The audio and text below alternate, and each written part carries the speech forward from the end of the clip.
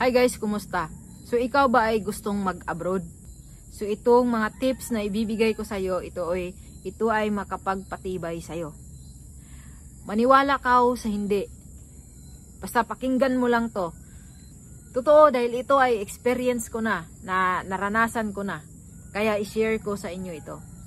So unang-una, dapat buo na yung puso mo, yung isip mo na gusto mong mag-abroad.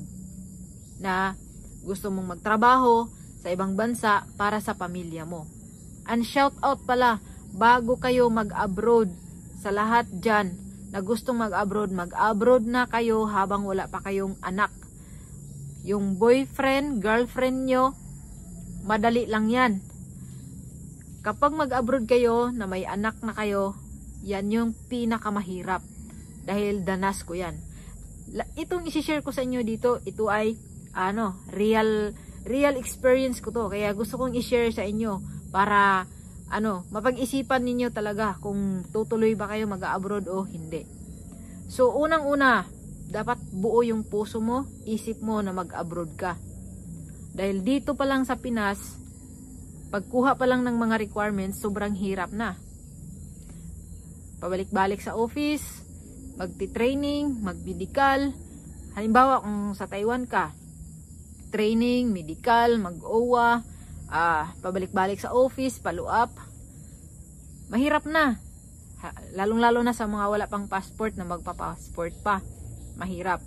So, dito pa lang isipin nyo, mahirap na. So, how about pagdating doon sa pupuntahan mong trabaho? Mas lalong mahirap kasi makisama ka sa mga taong hindi natin kalahi. Hindi natin maintindihan yung mga sinasabi nila.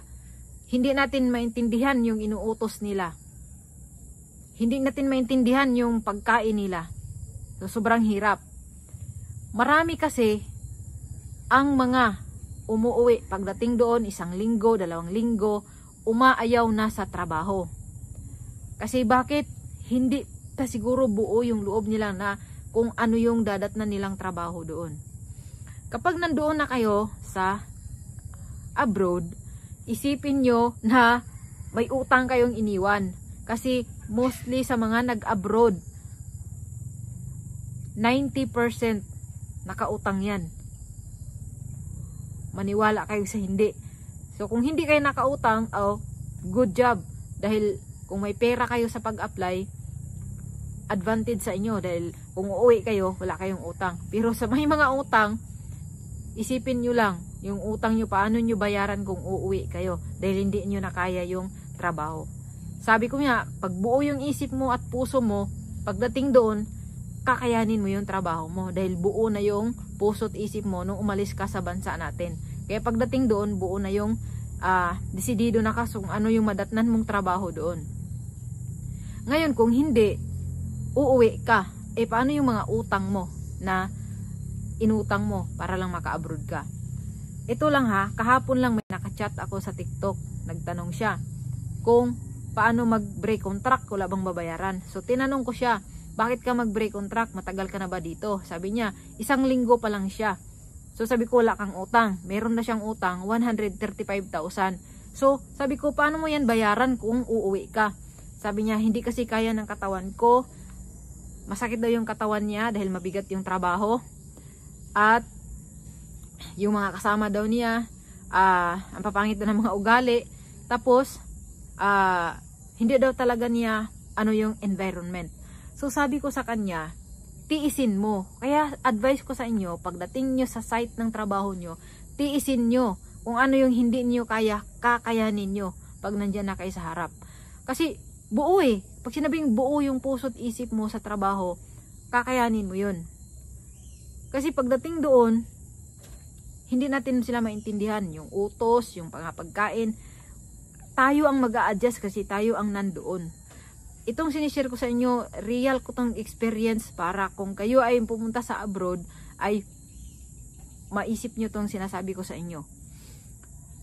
Tiisin nyo yung mga ugali ng naging amo nyo. Dahil sa una lang yan sila, hindi mabait sa inyo. Pero pagdating ng niyan, Pag nakita nila na kayo ay masipag, kayo ay makapagtiwalaan, babait yan sa inyo.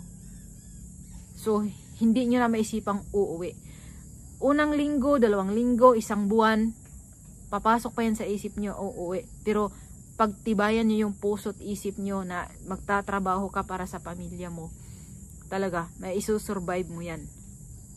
Yan ang tandaan nyo. Buuhin nyo yung isip at puso nyo para hindi kayo uuwing luhaan sa bansa natin kapag nandoon na kayo sa abroad. Isipin nyo na lang yung iba na bakit sila nagtagal, bakit kayo hindi. Yun na lang ang isipin nyo. Alam nyo kung bakit na-share ko to ngayon sa inyo? Dahil yun lang nga, yung chat ko sa TikTok kahapon na bago pa lang siya, uuwi siya na may 135,000 siyang babayaran na utang. Paano niya bayaran yun na hindi man siya nakasurvive sa trabaho niya doon sa Taiwan? Mahirap magtrabaho sa Taiwan kasi yung mga tao doon, hindi mo mahirap talaga. Lahat naman ng trabaho sa una mahirap. Pero kung meron kang pagtitiis, pagdadasal na sana lahat ito makayanan ko, magsusurvive ganyan. Yun lang. So sana ito yung tandaan nyo. Tiisin ang lahat ng hirap dahil walang hirap na forever na hirap na lang. Kasi kung isipin nyo na forever mahirap to, forever ka talaga maghirap. Isipin mo na lang na kakayanin ko to. Ngayon lang to, mahirap. Bukas sa makalawa, hindi na to mahirap. So, like me, iniisip ko, ang hirap nung bago, ang hirap. Pero pag nung nagabay ko na yung trabaho, wala, very easy na lang, basic na lang yun para sa akin.